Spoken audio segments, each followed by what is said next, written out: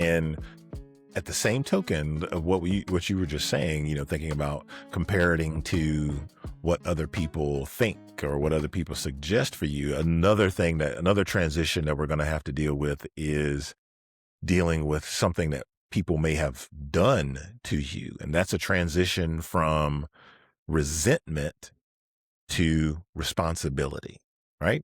People are going to hurt us along the way. Things are going to happen. Things are not going to go according to plan. And sometimes that's because of something that somebody else did. We've talked about this and talked about the negativity involved if we hold a grudge and how that can just eat away at us. And rest assured, a grudge is a chain that's going to hold us in place and impede our ability to be independent and to be free. So we have to make sure as we make that transition from resentment to responsibility, we're not necessarily excusing what happened, but we're making sure that we understand we have ownership of what happens next. Yes, this thing happened in the past. This person may have wronged me or done me dirty, as folks like to say. But how I choose to react to that, whether I choose to carry that forward with me like a bag of bricks to slow my progress, that decision is mine to make, and I can be responsible for that. That's right. You got to own it. You got to own it, and all of the consequence that comes with that. If you decide to Ooh, hold on to that grudge.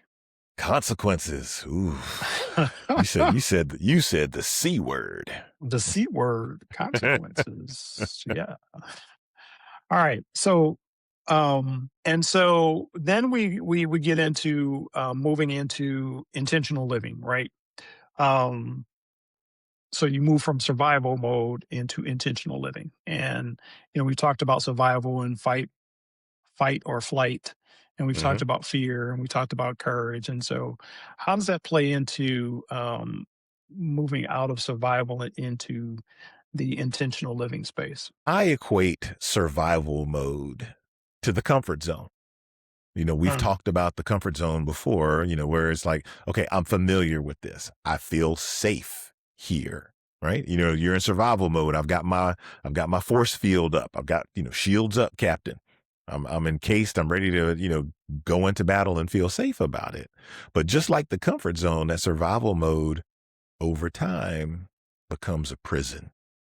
And we've got to break out of that prison because, growth can't happen there if we're in survival mode. So we have to be intentional with like, okay, I might, if I want to see what's happening outside, I'm going to have to open up this window. I can't keep the house sealed up. So we're going to have to open up a little bit and be intentional about what we're doing if we want to make that change, if we want to gain that freedom. yeah, I think you have to know and you have to be intentional about who you want to become, right? Who do you want to be?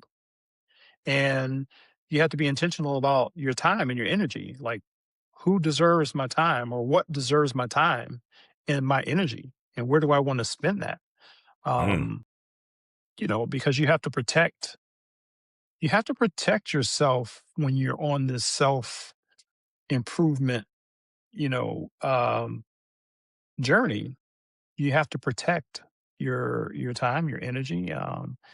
And it sounds like you have to be a bit selfish. And I think when it comes down to, you know, who do you want to be and owning who you want to be, sometimes you do have to be a little bit selfish with those things. yeah. I don't know. Selfish has such a negative connotation. You just, It does. It does. It really does. And I don't want folks to feel negativity.